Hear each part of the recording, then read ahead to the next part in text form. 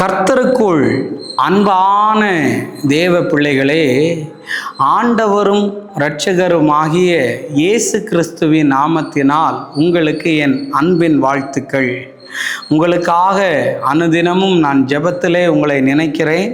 கர்த்தர் உங்களை ஆசீர்வதிப்பார். இந்த காலை நேரத்திலேயும் நீதிமொழிகள் 19வது அதிகாரம் அவனுடைய 19வது வசனத்தை வாசிக்கிறேன். கடுங்கோபி ஆக்கினைக்குள்ளாவான், நீ அவனை தப்புவித்தால் திரும்பவும் தப்புவிக்க வேண்டியதாய் வரும் என்று எழுதியிருக்கிறத பார்க்க முடியும்.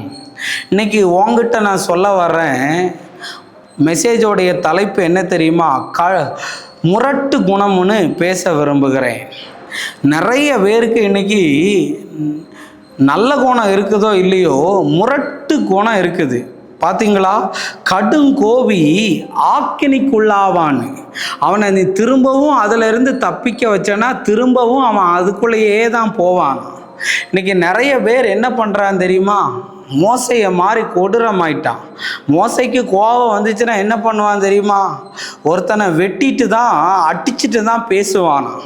ஆனால் அவனை கர்த்தர் தொட்ட போது அவனை சாந்த குணம் உள்ளவனாய் கர்த்தர் அந்த மோசையை மாற பண்ணினார். இன்னைக்கு குடும்பத்தில் பொண்டாட்டிய பவுன்னு நாய் குலைக்கிற மாதிரி குலைக்கிறது.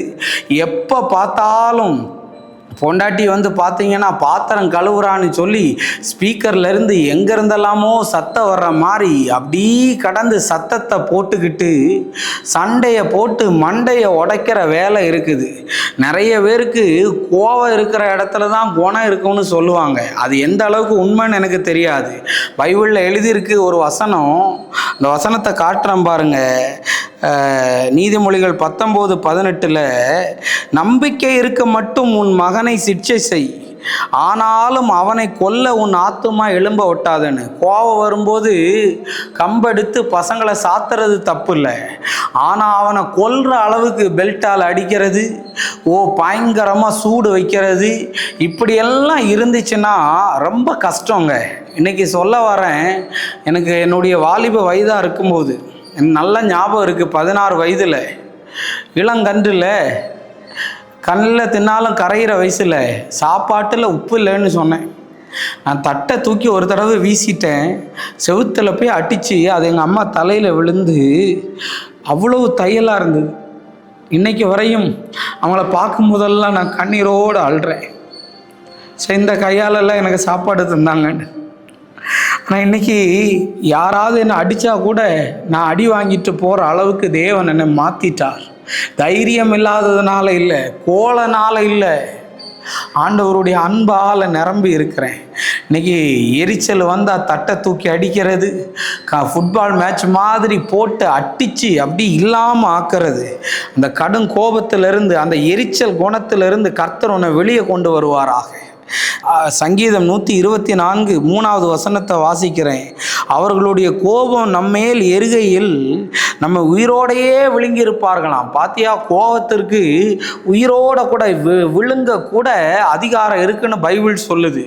அதனால் அவனுக்கு அப்படி கோபம் வந்துச்சுன்னா செவுத்தை பார்த்து நங்குன்னு ஒரு இடி சரியாயிரும் எல்லாம். இன்னைக்கு நிறைய பேருக்கு பயங்கர எரிச்சல். புருஷனுக்கு ஸ்திரீயை பற்றின எரிச்சல் மூர்க்கத்தை உண்டு பண்ணுமா, அவன் பழி வாங்குற நாளில் விடவே மாட்டான்னு பைபிளில் வசனம் இருக்குங்க. அதனால் சொல்ல வரேன், இன்னைக்கு இவங்கிட்ட எல்லாம் பேச முடியாது, உங்கள்கிட்ட மனுஷன் பேசுவானான்னு கேட்பாங்க. இன்னைக்கு நான் சொல்ல வரேன், மிருக குணம் உள்ளவனா, அப்படி பேய் குணத்தோட அப்படி வள்ளுன்னு எப்போ பார்த்தாலும் விழுந்துக்கிட்டு இப்படி இருக்காதீங்க. அப்படி இருக்காதீங்க. உங்கள் மனைவி கிட்ட அன்பாக பேசுங்க, உங்கள் பிள்ளைங்க கிட்ட அன்பாக பேசுங்க. டெரர் மாதிரி அப்படி எதுக்கு இருக்கிறீங்க? நீங்கள் மாறலன்னா ஆண்டவர் மாற்றக்கூடிய சூழ்நிலையை வனாந்திரத்தில் மோசைக்கு அனுமதித்தது மாதிரி உங்களுக்கும் அனுமதிப்பார். கண்டிப்பாக சொல்கிறேன், கர்த்தர் பெரிய காரியத்தை செய்வார். நம்ம ஜெபம் பண்ணலாம். அன்பான நல்ல ஆண்டவரே, இந்த நேரத்துக்காக நன்றி. ஆண்டவரே, நீங்கள் எங்கள் கூட பேசின நல்ல ஆழமான சத்தியங்களுக்காய் நன்றி சொல்கிறேன். எல்லா விதமான தடைகளையும் கர்த்தர் மாற பண்ணும், அற்புதத்தை செய்யும், நல்ல குணமுள்ளவர்களாய் மாற்றும். இயேசுவின் நாமத்தில் வேண்டுகிறேன் நல்ல பிதாவே, ஆமேன், ஆமேன், ஆமேன். God bless you. கர்த்தர் உங்களை ஆசீர்வதிப்பார்.